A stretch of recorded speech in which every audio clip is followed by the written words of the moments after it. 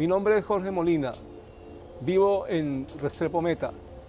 ¿Por qué las representaciones de los políticos y de los personajes de las regiones son tan exageradas en los programas de humor? Ahora yo tomo el control.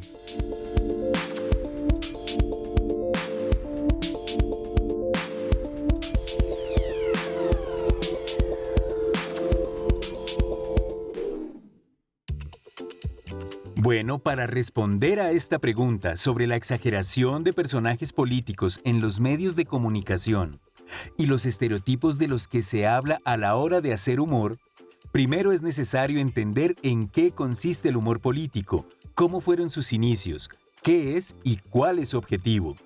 Iniciemos por ver la siguiente información.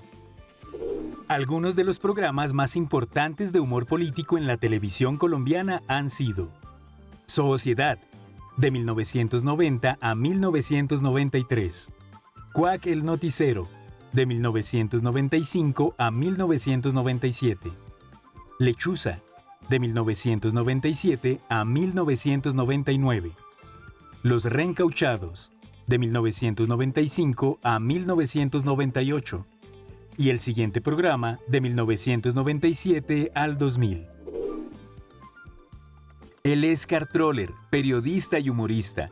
Junto a su socio, el también periodista Eduardo Arias, conforman el dueto Troller y Arias, famosos por sus libros de humor y por ser libretistas de programas como Sociedad, junto a Jaime Garzón. Ante la ausencia cada vez más marcada de programas de humor político en la televisión colombiana, hoy hablamos con él. Hola, Carl. ¿Cómo estás? Bienvenido a Toma el Control. ¡Qué gusto! Muy bien, muchas gracias. Gracias por la invitación. Con mucho gusto, Carl. Sé que eres experto en humor político y por eso estoy agradecido por este espacio que nos has brindado el día de hoy. Iniciemos esta entrevista hablando de ¿qué es el humor político? Bueno, ¿qué es y qué no es? ¿Te parece? Es una de las inquietudes que tengo y sé que me puedes dar claridad al respecto. Así que adelante, por favor. Bueno, el humor político, ante todo, no es lo mismo que el humor políticamente correcto. De hecho, yo diría que el humor político debería ser, en principio, políticamente incorrecto. El humor político es el humor que uno hace sobre los personajes de la política, desde el presidente, congresistas, alcaldes, gente que toma decisiones en un gobierno. Y la idea es cuestionar o poner en entredicho de una manera jocosa y sobre todo creativa sus actuaciones, ¿no? Las determinaciones que toman. Carol, quiero preguntarte sobre el pasado del humor político. ¿Cuáles recuerdas como los principales programas de televisión que se arriesgaron y tomaron la batuta para hacer humor político aquí en Colombia, aquí en nuestro país? ¿Nos puedes contextualizar un poco, por favor? Cuando yo era adolescente, cuando estaba en el colegio, me tocó la época de Sábados Felices, que todavía existe obviamente, creo que a todos nos ha tocado. Me tocó la época en que el maestro libretista Humberto Martínez Salcedo era un especialista en humor político. Me tocó también la época de Yo y Tú, una parte ya como al final, donde Otto Greifenstein hacía de un candidato que se llamaba Otoniel Jaramillo. También tenían unas salidas, digamos, de humor político interesante. Y Los Reencauchados, en una época me parece que fueron programas importantes. Muy importante Quack, que fue el segundo programa ya de Jaime Garzón. En ese entonces ya no lo acompañé. Entiendo, y sin duda un gran legado. Por supuesto que nos compartes producciones que han sido muy valiosas para la historia de la televisión colombiana. Pero ahora hablemos de las comedias, como por ejemplo Don Chinche, Dejémonos de Vainas y NN, solo por nombrar algunas. ¿Qué tanto de humor político hacían este tipo de comedias? Y si era o no era humor político, ¿tú qué opinas? Sin duda hicieron parte de muchas generaciones conectadas con la pantalla chica. De alguna manera, digamos, no hacían un humor político de atacar personas específicamente, no salían nombres, pero sí salían, digamos, alusiones a las decisiones que habían tomado, a su mala administración o a las consecuencias de sus malos gobiernos, ¿no? Era como la visión del pueblo en personajes como el Chinche o Dejémonos de Vainas también, NN, obviamente, para que hubiera digamos, una forma de que la gente se pudiera expresar, ¿no? Porque eso es importante, que haya unos espacios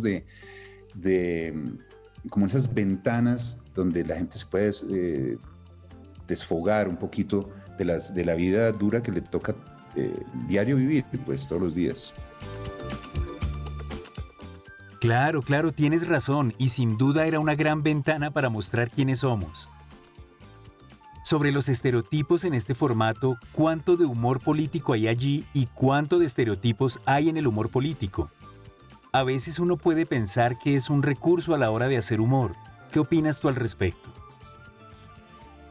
Cuando se hace humor político, me parece que hay que hacerlo de manera inteligente y muy recursiva para justamente no caer en las simplezas que muchas veces caemos, ¿no? Como por ejemplo, burlarnos de aspectos físicos de un mandatario, ¿no?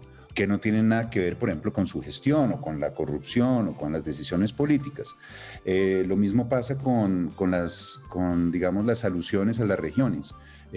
Si un político es de la costa o si un político es pastuso, pues me parece que es un estereotipo muy facilista burlarse de esas regiones, y lo que hace en últimas es que se pierde la importancia del mensaje de verdad, que es criticar sus actuaciones políticas. Se pierde el fin último, digamos, que es el de criticar sus actuaciones o las malas actuaciones de un gobierno, y se cae en un estereotipo que a la final lo que hace es de pronto incluso que la gente se moleste contra esa misma crítica que se está haciendo. Carl, te invito a que tracemos una línea del tiempo mental. En los años 90 del siglo XX se vivió la era dorada del humor político. ¿Qué ha pasado desde entonces con este tipo de humor en la televisión de nuestro país? ¿Se han disminuido los espacios o por el contrario han venido aumentando? ¿Hay libertad para hacerlo o es poco lo que se puede hacer? En los 90 la televisión se adjudicaba a diferentes programadoras, y las programadoras tenían espacios dispersos durante toda la semana, muchas de ellas con horarios muy malos, son 10:30, 11 de la noche o 2 de la tarde un sábado, cosas que a veces no eran muy atractivos a nivel de rating. La televisión cambia y entonces ya se crean franjas, antes y salvo que era por alianzas, pero las franjas lo que hacen es que se prestan para que los canales privados empiecen a hacer novelas o realities o concursos para llenar esas franjas y para poder exportar esos programas de televisión y poderlos vender en otros países, en México, en Argentina, Centroamérica, y sacar algunos dividendos. Un programa de humor local, pues es muy difícil venderlo en otro país, no tiene sentido. Entonces, para los canales privados no se volvió interesante tener programas de humor, digamos, como política, porque pues no tenían un retorno de inversión claro. Y eso hizo pues que los otros programas, al desaparecer esas programadoras independientes, pues se perdieran, ¿no?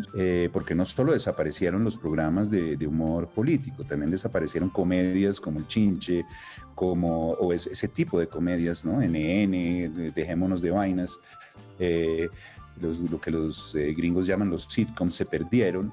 Y lo que tal vez sucedió es que ese humor de situación y de crítica social se pasó un poco a las novelas, ¿no? En Colombia, afortunadamente, hemos tenido muy buenas novelas con cierta carga de humor, de crítica social, pero ya no eran programas, sino digamos que era el formato de telenovela.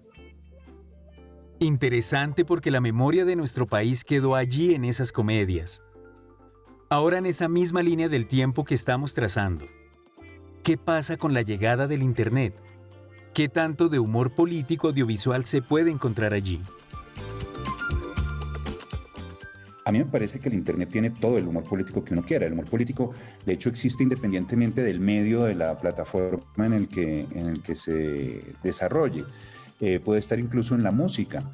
Y pues casos como, por ejemplo, lo de actualidad panamericana o las cosas, los diferentes formatos que trabaja Daniel Samper Ospina, pues muestran que no solo se puede hacer humor político, sino que son muy exitosos.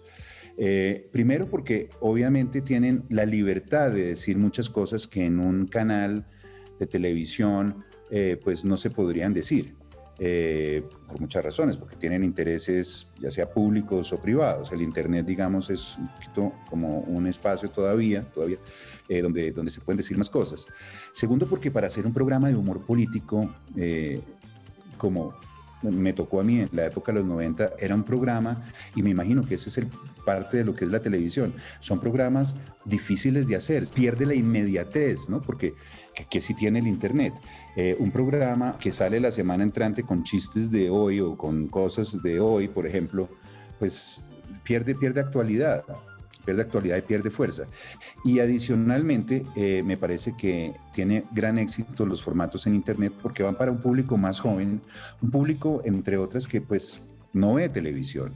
O sea que le está llegando a una gente que de todas maneras, así existiera el programa político en televisión, tal vez no lo verían porque pues no es, digamos, la plataforma o el medio que ellos consumen. Carl, muchas gracias por tu tiempo y por hacer parte de nuestro programa. A ustedes, siempre a la orden. Ya lo vieron, hay mucho por hablar sobre este tema. Y así hemos llegado al final de nuestra entrega en Toma el Control. Y para concluir y dar respuesta a la pregunta que nos hizo nuestro televidente al comienzo del programa, podemos decir que el humor político del que venimos hablando es necesario para que una democracia se mantenga saludable y vea con otros ojos lo que sucede en el país. Es el reflejo de su tolerancia y de su capacidad de aceptar críticas. Una sociedad que se permite criticar al poder mediante la risa y el humor es una sociedad abierta al cambio. Por lo contrario, una sociedad temerosa de criticar a los poderosos es una sociedad que difícilmente avanza. Y gracias por escribirnos a nuestro correo electrónico defensor@canal13.com.co. Sus preguntas siempre tendrán respuesta en nuestro programa.